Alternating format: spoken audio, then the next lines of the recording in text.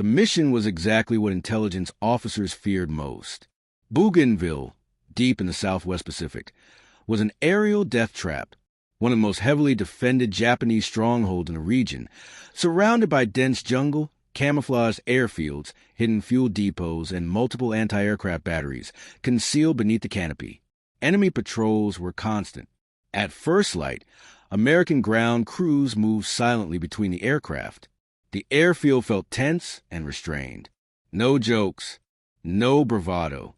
The B-25 Mitchell assigned to the mission had already been repaired multiple times.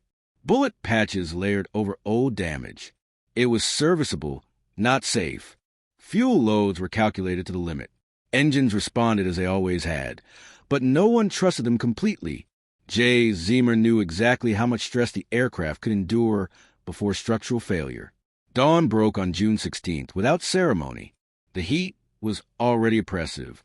Inside the maintenance area, mechanics worked under lantern light. Fuel lines were inspected again. Old impact scars were covered with aluminum plating. The smell of oil and metal hung heavy.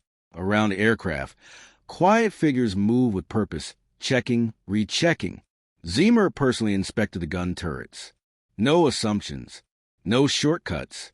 The crew boarded in silence. Every man understood the statistics. Survival odds were low. This was the 5th Air Force operating at maximum risk.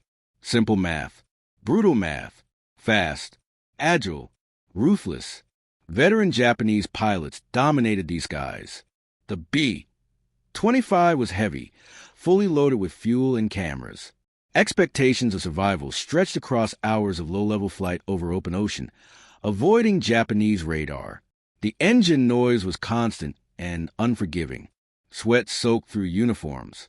Each man sat alone with his thoughts. When Bougainville came into view, the airfields appeared below like a blueprint. Precise, deliberate, built for war. Hidden hangars. Fuel storage. Ships anchored near the coast. The bomber held a straight course as the cameras captured detailed images. And then it happened. 1-0 appeared, climbing fast from below, using the sun as cover. A classic Japanese attack profile, efficient and lethal. The radio crackled. The rear gunner confirmed contact. The navigator called out coordinates. The bomber stayed steady. Photography continued. No evasive action. No panic. The Zeros circled, waiting for the mistake they had seen hundreds of times before. They knew American bombers would run. Speed was doctrine. Instinct. When the photo run ended, Zeamer pushed maximum throttle. The Zeros responded immediately. The first attack struck the tail. Warning alarms sounded. The airframe vibrated violently. One engine began trailing thick black smoke, visible for miles. The crew braced for the inevitable. But Zeamer was counting seconds, distances, angles. At the precise moment, he reduced power. The B-25 slowed abruptly. The Japanese fighter overshot. The top gunner opened fire. Direct hits. Smoke erupted from the Zero. The other pilots hesitated. Zeamer repeated the maneuver, sometimes reducing power, sometimes deploying flaps, sometimes accelerating at the last second. Each variation shattered the enemy's timing. This was not dogfighting. It was disruption. For long minutes, the Pacific sky became a laboratory of applied physics under live fire. When the bomber finally crossed back into Allied airspace, it was heavily damaged, bleeding fuel, barely holding together. Only one engine remained functional. No brakes. The aircraft skidded off the runway and stopped in the mud. Silence followed. Then shouting. Then disbelief. Over 500 bullet holes scarred the fuselage. Blood stained the cockpit. The photographs were developed immediately. Clear, precise, invaluable for future Pacific operations. But the real impact never appeared in official reports. It spread through pilot conversations, training rooms, and tactical discussions. Zeamer did not change the war with brute force. He changed it with calculation. He proved that thinking differently mattered more than raw speed or aggression. The Pacific Air War was never romantic. It was fuel, heat, metal, and fear. At altitude, inside a B-25, every sound could mean death. 6 Japanese fighters circled, wings damaged, an engine failing. The crew expected the final burst of fire. The pilot did the unthinkable. He reduced power. The bomber nearly stalled. The fighters overshot, confused. Their formation broke. What followed would be studied for decades in flight schools. This was no typical war hero. Tall, thin, wire-rimmed glasses fogged by tropical humidity. A civil engineering graduate from MIT. Quiet, methodical. While others played cards or wrote letters home, Zeamer studied technical manuals and translated Japanese combat doctrine. He sketched trajectories, asked questions that irritated his superiors. Why do we always fight on their terms?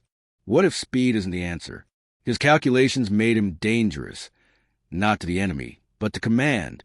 He was reassigned repeatedly, never trusted with his own crew until he volunteered for missions no one else wanted.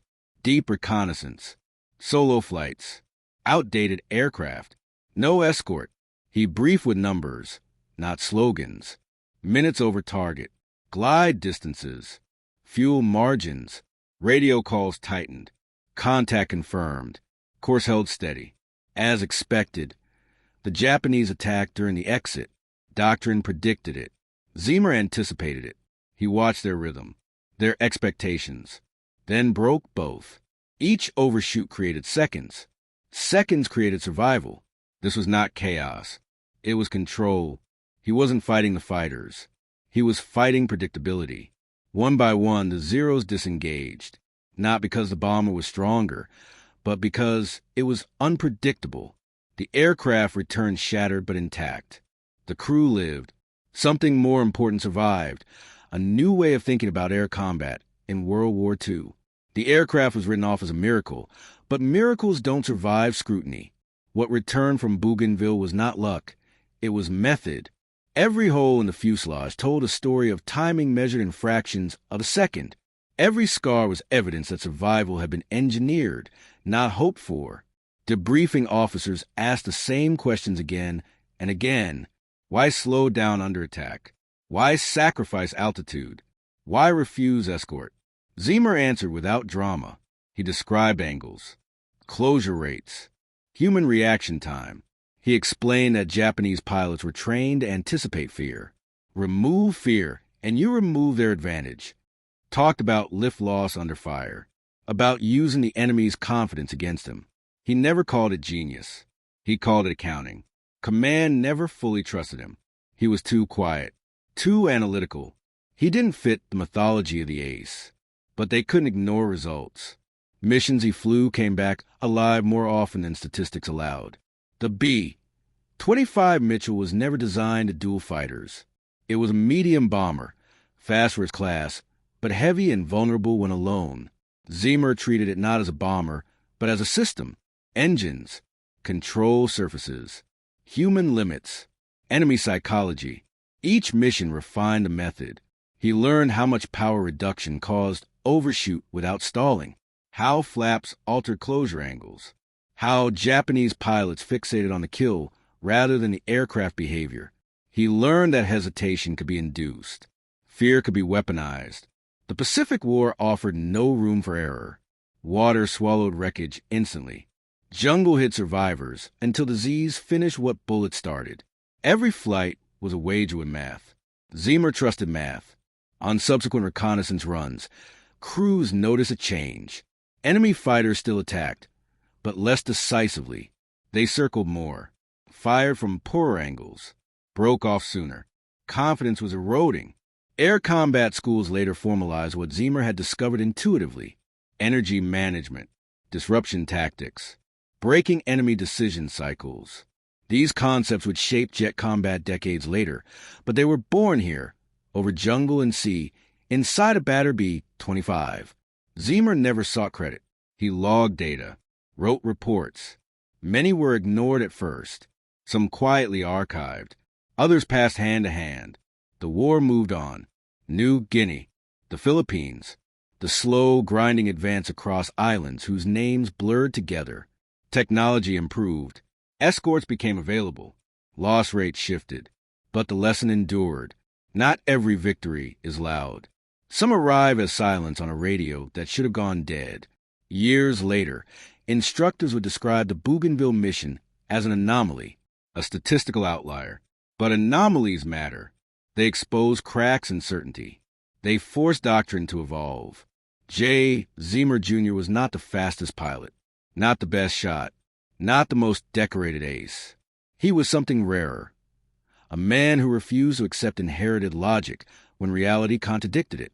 In the Pacific, where death punished predictability, that refusal saved lives. When the war ended, there were no parades for reconnaissance crews, no victory tallies painted on fuselages. Their success was measured in maps, not medals.